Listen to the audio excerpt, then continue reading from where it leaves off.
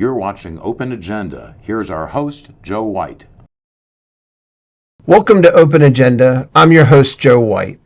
In this week's episode, we're going to review the City Council from June 16th and the County Council meeting from June 17th, as well as answer a few questions that we've been hearing in the community about the ICE raids and maybe local police agency involvement and what you should be thinking about if you encounter that out in the public. So in order to do that, I've brought in Dr. Joe Venosa from Salisbury and Mr. Mike Goldberg from Delmar. Thank you, gentlemen. Thank you. Always a pleasure. So, Joe, I think we have to start chronologically with the City Council. Yes. Monday, June 16th, they just had their latest meeting. Yep.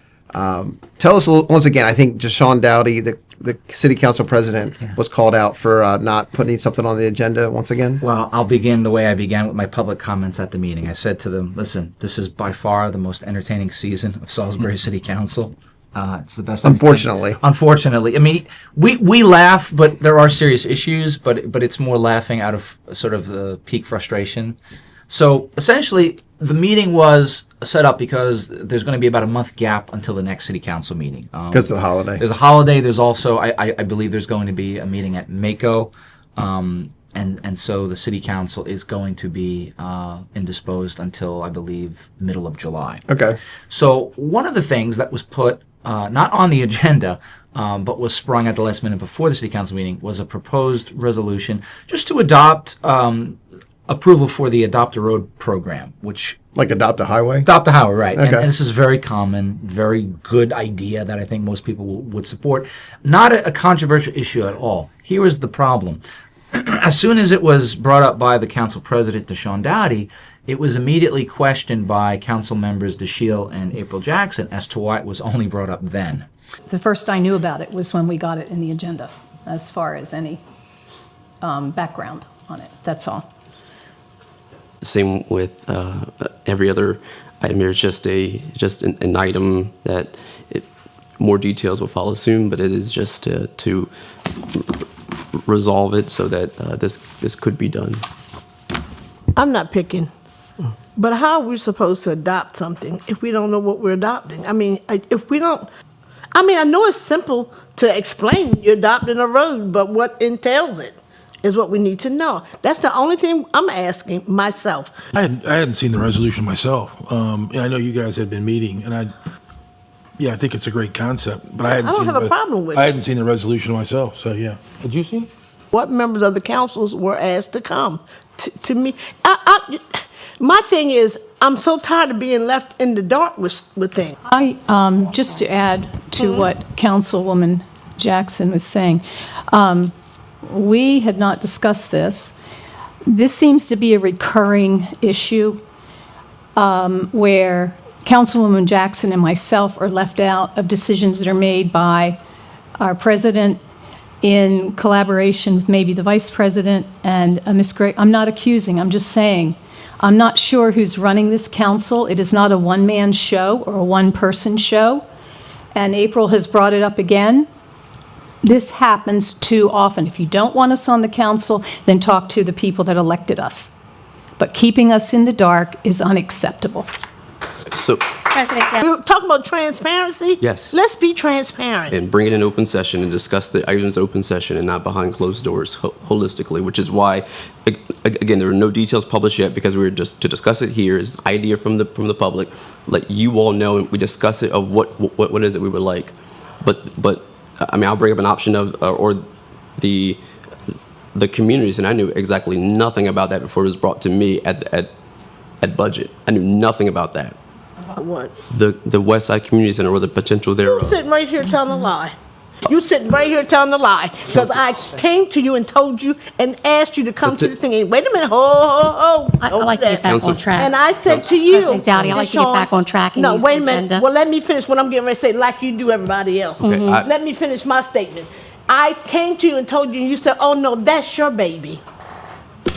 And then nothing. And Nothing then else come. was said. No, don't do it. Don't do it. Don't do it. Councilmember DeShiel basically says it seems like the council's agenda is run only based on what the council president wants or what he does in collusion with two other members.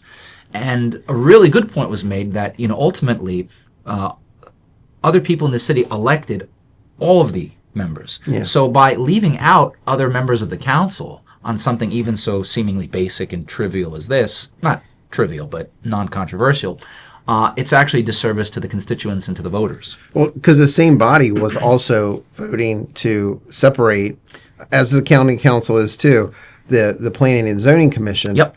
And I want to get to some comments you made there as well. We'll have some discussion on the Salisbury Planning Commission. I know we'll work with administration on this.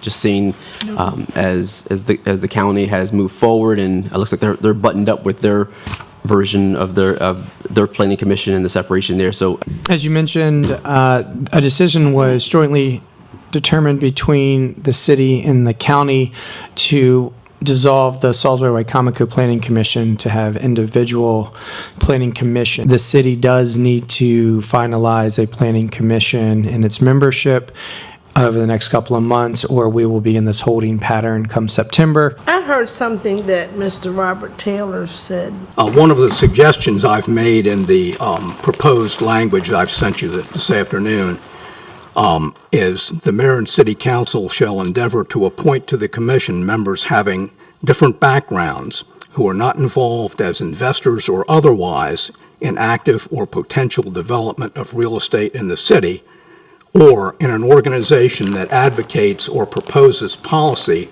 regarding such development or the city's regulation thereof. In other words, let's have an independent council. And if we're going to have a planning commission, I think there's some things that we have lost focus on, and that is the affordable housing.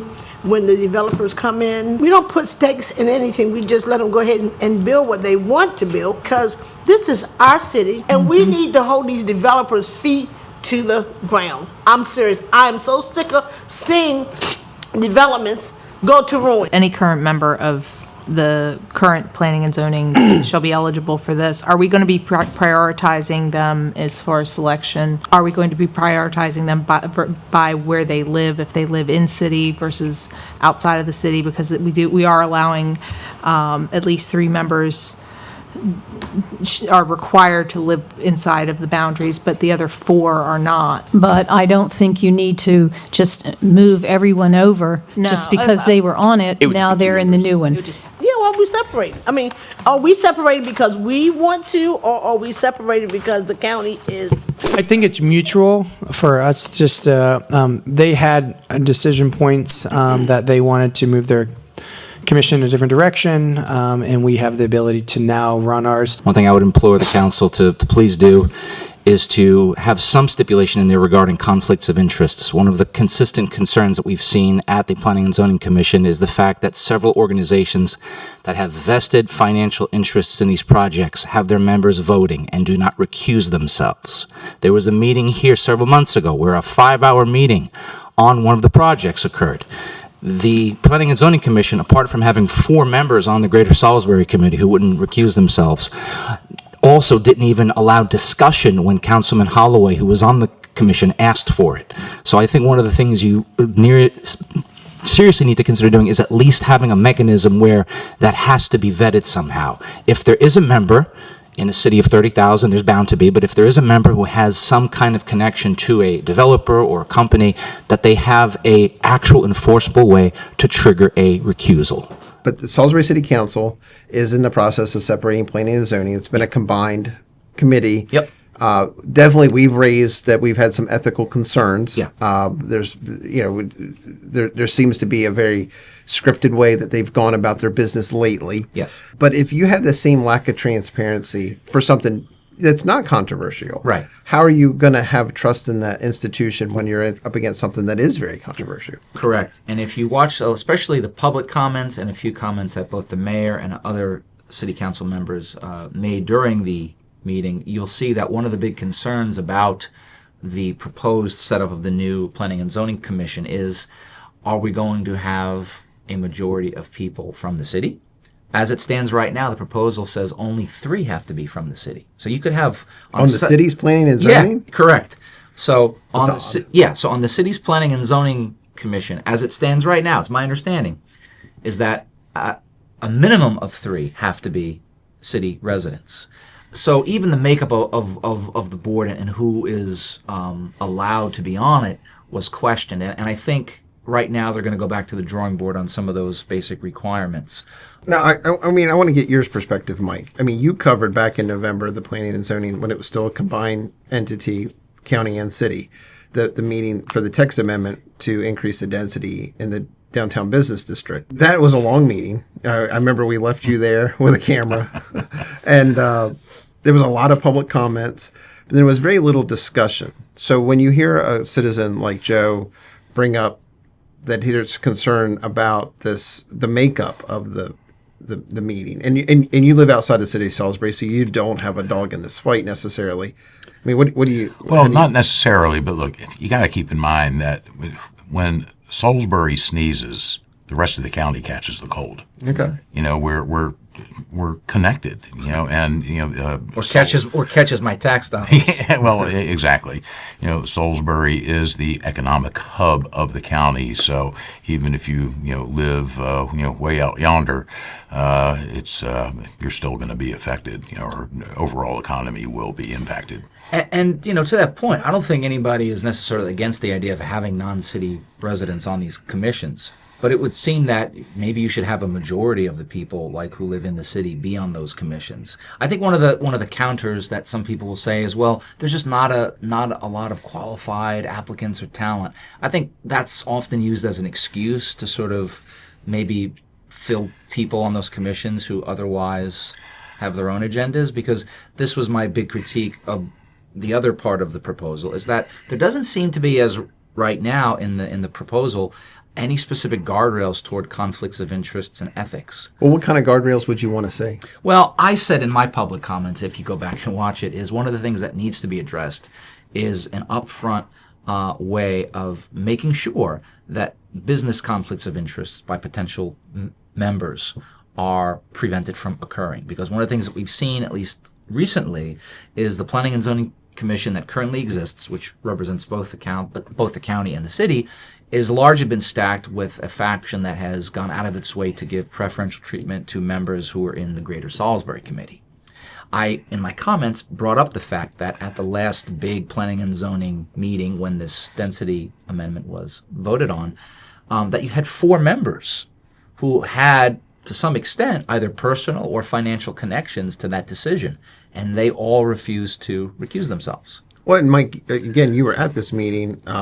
There didn't seem to be a pause in the proceedings to consider all the public comments at that time. So when you hear someone like Joe say, "Hey, look, we need to put guardrails up," because you and I are about to cover this on the county side, do you feel the same sense of Absolutely, urgency there? Absolutely. The Planning and Zoning Commission is heavily stacked with members of the Greater Salisbury Committee, and their decision in the instance that you're talking about, it was pretty clear that their decision was pre-canned. It had already been made. No debate was even allowed. There was no debate. The public comments were completely disregarded. Their decision was clearly scripted. We have an organization, supposedly a civic organization, that wields far too much power in this county. They are almost a shadow government, and I find that to be very dangerous. Well, why don't we take a break? Because, I mean, this same subject spills over the next day at the county council meeting, and we can cover that along with a lot of their other business. So Great. So stay with us. When we come back, we're going to cover the county council meeting from Tuesday, June 17th. Stay with us. We'll be right back. Welcome back to Open Agenda. So the county council had their own meeting the very next day on Tuesday, June 17th. And at least to start, they started with the same issue of planning and zoning. But gentlemen, before we get into that, I do think we want to say congratulations to Mr. David Ennis. He's been appointed and approved as District 3 County Councilman to replace Shane Baker. Yep. Yeah.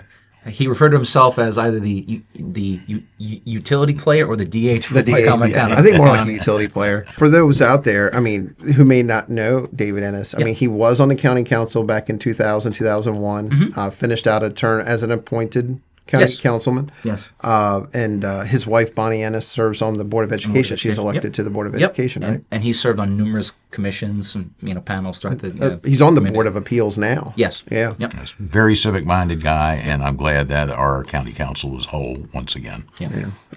So let's talk about from the flip side of the planning and zoning. We said in the last segment the city council splitting planning and zoning from the county. The county is also splitting from the city. They had a public hearing. No one got up to speak, and they did vote to go ahead and continue this process to split. But again, Joe, to your point earlier, are you looking for there to be some guardrails put up?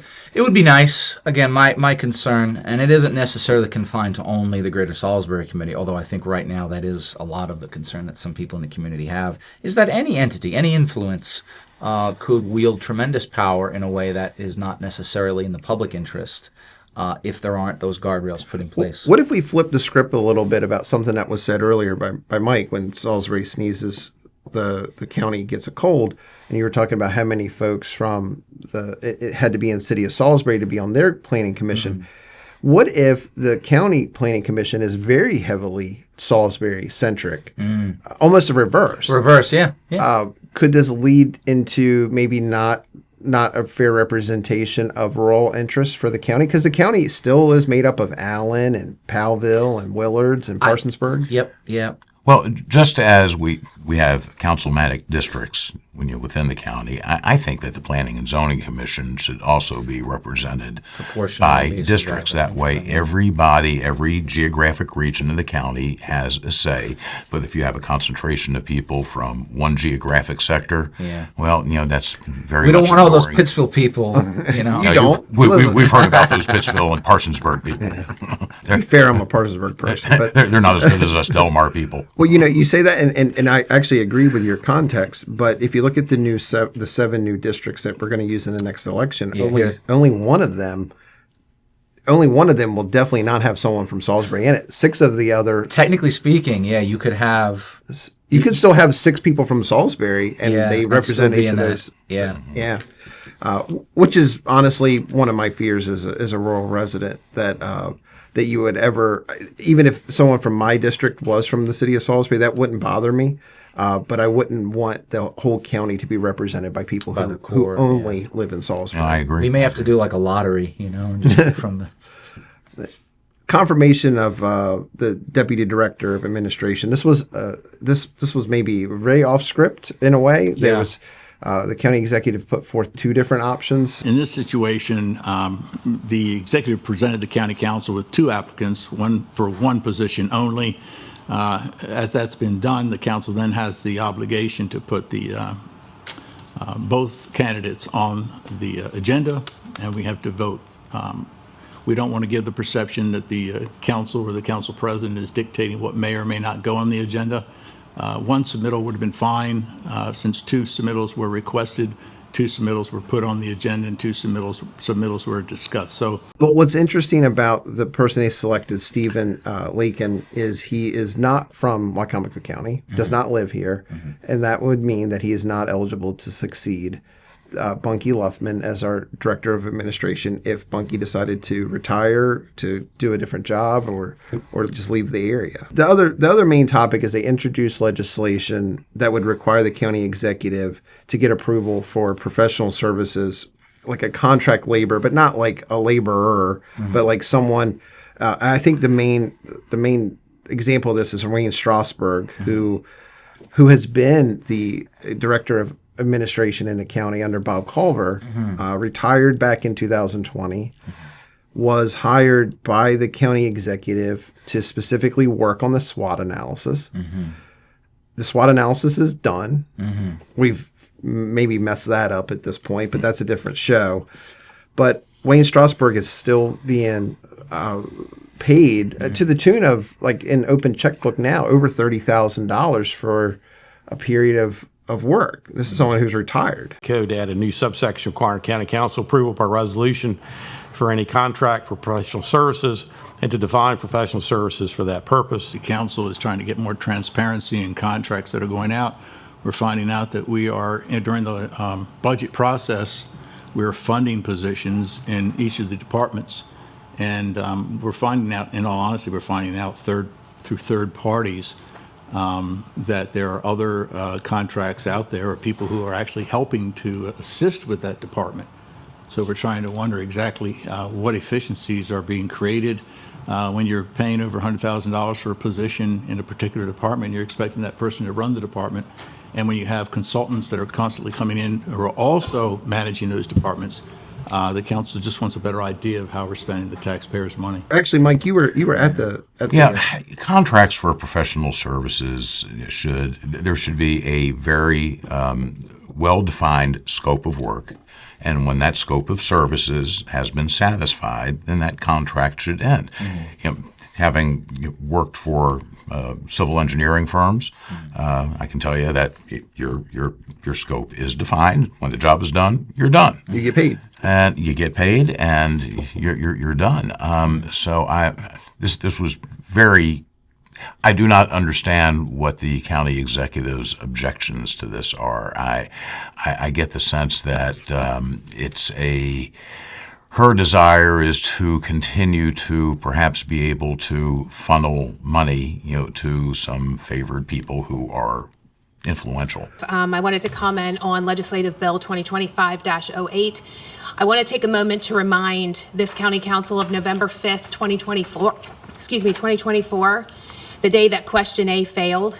For those who may have forgotten, Question A proposed eliminating the executive branch of government and reverting to the council form of government. The voters of Wacomico County spoke loud and clear, and they do not want the council to be the sole governing authority. What I don't believe they anticipated was that despite that clear message, this council would seek to circumvent the will of the people, using legislation to chip away at the inherent authority of the executive as outlined in our charter. This is not only a blatant disregard for the voice of our constituents, it constitutes an abuse of power and a dangerous backdoor erosion of the balance of government. I want to thank the Department of Law for your detailed and well-reasoned review of Legislative Bill 2025-08. I want to express my full agreement with your conclusion that the bill is in direct conflict with the Wacomico County Charter, egregiously oversteps the council's authority, and I urge this council to withdraw this legislation, or at a minimum, return to the table for a full and public work session that allows for transparent input and collaboration. If withdrawal of this legislation will not be considered, I am respectfully asking the council to consider 4 amendments. Yeah, I'm just going to say I just don't think this is necessary. We have a county executive form of government now, and I think this is kind of like taking away from that. I guess I'll respond to the county executive's comments. We've had concerns about some of the money being spent. If you go into Open Checkbook, you'll see that she's been hiring a consultant that was supposedly, I thought, at one point in time, just doing work for one department, and then seems like it's going to other departments. I think that was what progressed this to be put on the agenda. She's got many department heads. Most of these people make over $100,000 a year, probably well-deserved. But to have one consultant that is just hired to, really don't know what he did, what he's doing. So I think that's what instigated this. Well, Mike, she specifically brought up Question A. And there's no doubt in anyone's mind that our vision of Question A was for it to pass. We're fine with the fact that the voters decided by a relatively small majority. You're talking about 2,000 votes either way. Mm-hmm. But they've elected to have a county executive. Yes. But I want you to speak a little bit about what those checks and balances should look like versus what they're trying to administer. I think that the fact that she brought up Question A as being an issue is entirely irrelevant. No point in relitigating Question A. The people of Wycomico County made their decision. I don't necessarily agree with the decision, but they've made their decision. Isn't that the irony that it still lives in some people's heads who were even on, quote, the winning side? Well, I think that she's painfully aware of just how close it was. I mean, 47% of the people, more than 47% of the people voted for Question A. So not only do I not think it's relevant, but somehow it's clear to me that the county executive believes that she should have sole authority. This legislation will help to mitigate that authority to some extent. It's my observation that with the amount of power that's vested in a single person in the county executive, we've seen that that power has been abused, and not just under the current county executive, but in past county executives. So I think we need some checks and balances on that. You can't have one person exercising all of this authority. The people may have voted for question A, but they did not advocate for conferring the executive with absolute power. Right. And that's what the executive seems to want. And to paraphrase an old friend of the show, Josh Hastings, ultimately the council does have the power of the purse, right? They're the ones who approve the budget in the end. And now That's the way it's supposed to work. So it's supposed to work. So theoretically, what this resolution does is it simply continues, right, a defined role of the legislative branch. Correct. But the current county executive, she stated in her public comments, her review of this legislation, was that the law department has issued a written review, saying that this violates the charter. I mean, like, this is the same law department that also said that the Matt Leitzel hiring was also okay, right? Right. Listen, anything that the executive believes in and wants, the law department that works for her will say so. That's how it operates because, Mr. Wilbur, not, nothing on his character necessarily, but they're answerable to her. So And that's indicative of the amount of power that's ultimately vested in one person. Right. The county attorney does not truly represent the people of Wicomico County. Right.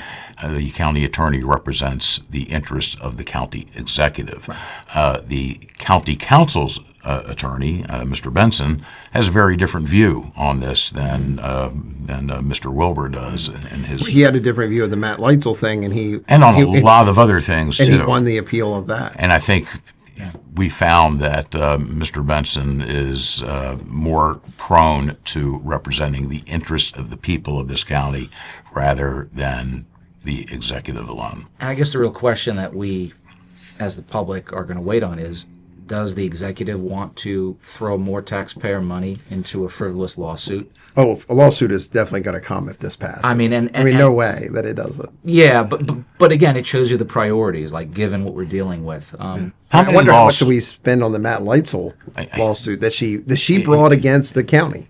Exactly. How many lawsuits is she going to bring against her own people that you and I, all of us, the taxpayers, are going to pick up the tab for? And one ironic point, just to maybe close on this, that I think we really need to examine too, is in her comments, during her public comments, she made the point that it would, and again, I'm paraphrasing, but it would sort of create an atmosphere of fear and intimidation among some employees who don't follow the guidelines of this resolution.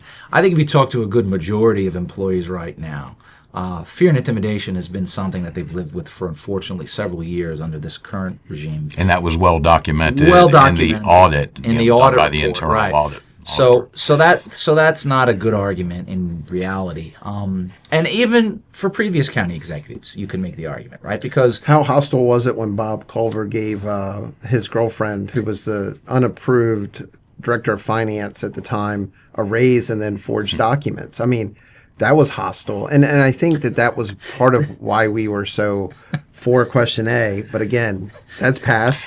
So this is just checks and balances that keep it from happening again. The county council has the authority to advise and consent when it comes to the appointment of senior, appointed officials, directors and such. But the county council does not have the ability to impeach for misfeasance or malfeasance. At the state level, at the federal level, the legislative body does have that authority. And one of the biggest arguments that the executive was making against question A is that our local government needs to more closely mirror the structure of the federal government. Yeah. But it does not. There is no power of impeachment. Bills to raise revenue are originating in the executive's office rather than in the legislative branch, as we do at the federal level. Our county government has never, been structured in a fashion after the federal government. Well, and even more so, what this new resolution would do, I think, if you look at it, is it would actually bring us more in line with what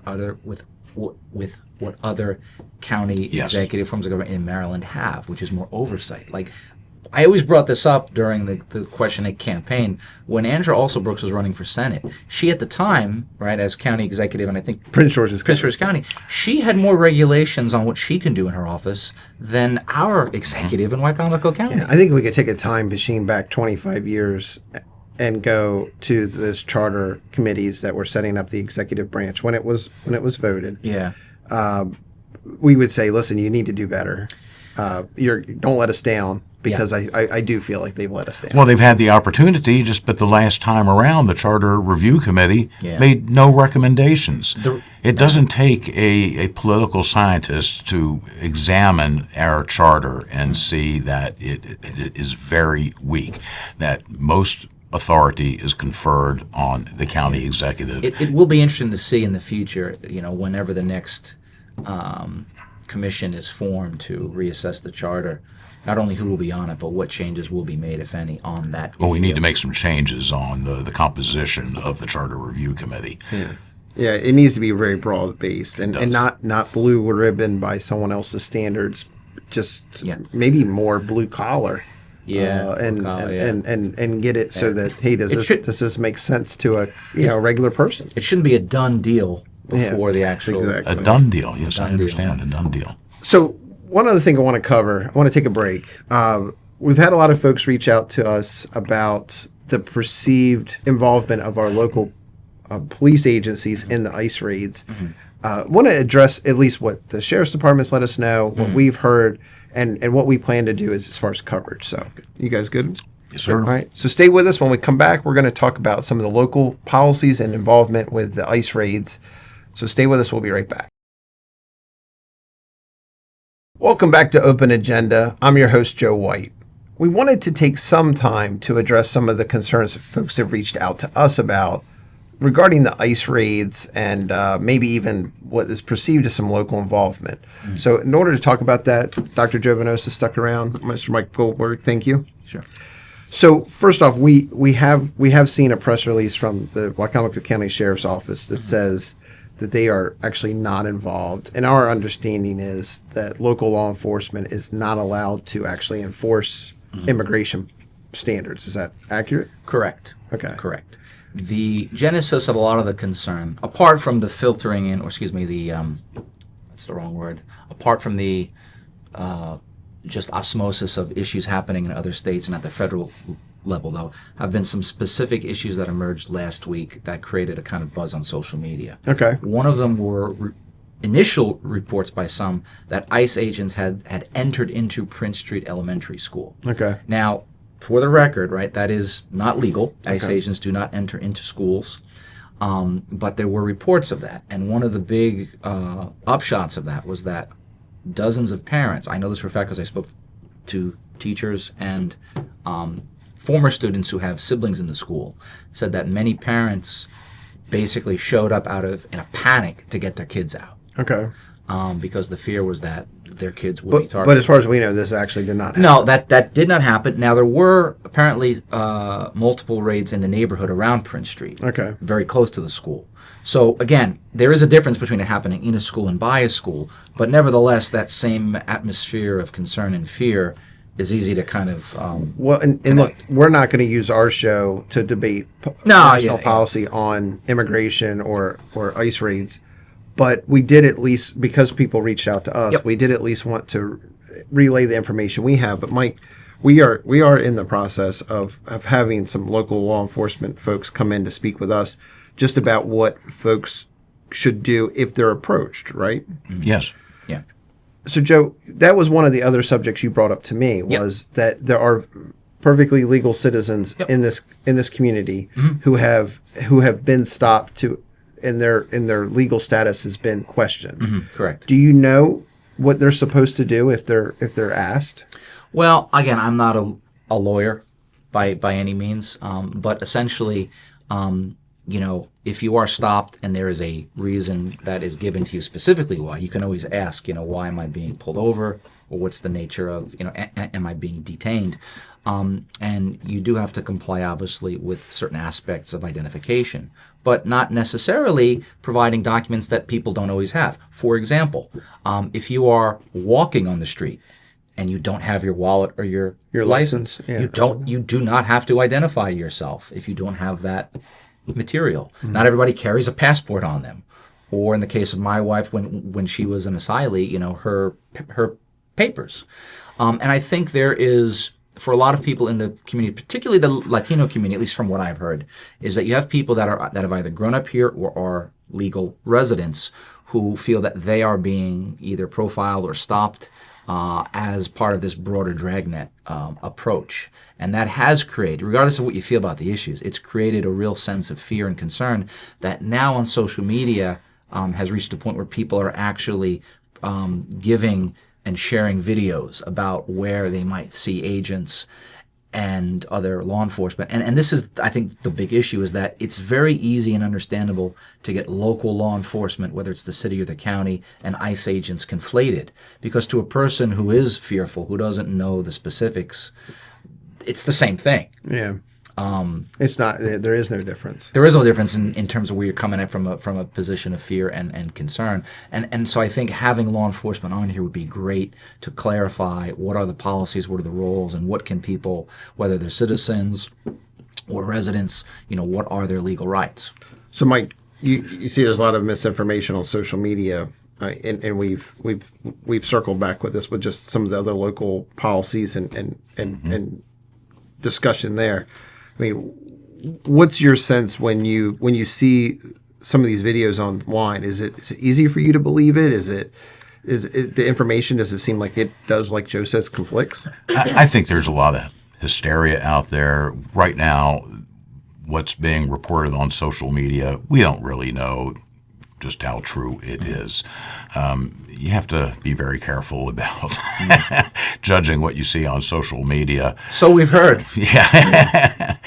But we do need to keep in mind that, in my opinion, it's very unlikely that local law enforcement has any significant involvement in the raids. It's federal law. Local law enforcement is not authorized to enforce federal law. They may enforce a detainer if someone has been arrested and is for some other reason, and they become aware that there is a federal charge for illegal immigration or something else, then they are required to hand that person over to the federal authorities.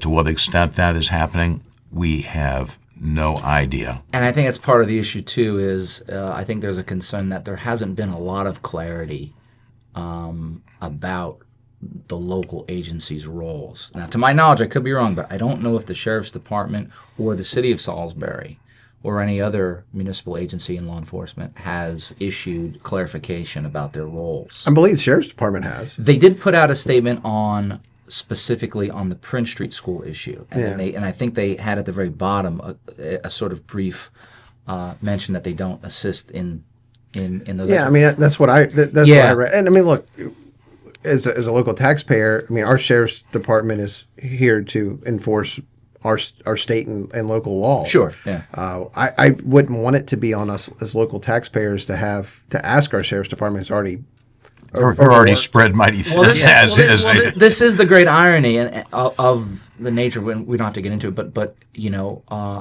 it's not traditionally local law enforcement's job to enforce immigration anyway, and they physically can't. Yeah. But again, the perception of people in the community could be different, especially if, from their perspective, there isn't really like a clear articulation.